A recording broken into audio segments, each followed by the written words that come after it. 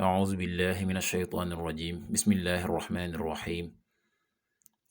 والصلاة والسلام على رسول الله سيدنا ومولانا محمد وآله وصحبه ومن والاه السلام عليكم ورحمة الله وبركاته bokki noo ngi leen di nuyu di leen ziyaara di leen balu xaq te di leen bal xaq di leen ñaanal jàmm waaye itam di sàkku ci yéen ngeen ñaanal nu ko nuy ñaanit borom bi tabaraka wa taala mu defal nu tawfiq boole nit defal ndimbal bokki nu dikkaat ak yéen ci xadiisu bis bi mu di xadiisul yawm niki nu ko baaxoo di ànd ak yéen bis bu jot seen mbokk Cheikh Mbaye Seck di ko ànd ak yéen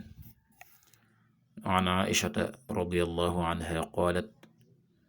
kaana annabiyu sallallahu alayhi wa sallama yaquumu min alleyli xatta tatafattara qadamaah fa qultu lahu lima tasna'u haadha ya rasulallah wa qad gufira laka ma taqaddama min dambika wa ma ta'akhkhar qaal afala akunu abdan shakura muttafaqun alayhi sayyidatuna Aïcha yàlla dolli ko ngërëm nee na kaana nabiyu sallallahu alayhi wa sallama yonent bi sallallahu alayhi wa sallama waxoo woon na yaquum min al-layli di taxaw ci guddi gi xatta tatafattara qadamaahu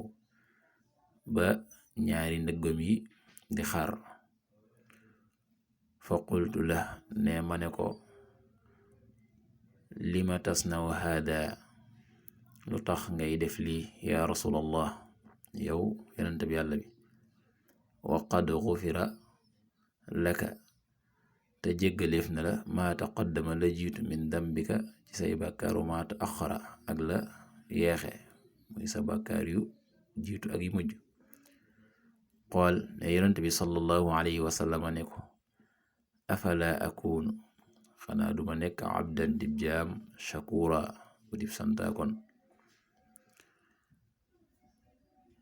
sayyidatuna Aïcha dafa wax ne yonent bi sallallahu alayhi wa sallam dafa baaxoo woon di taxaw guddi gi di taxaw di naafila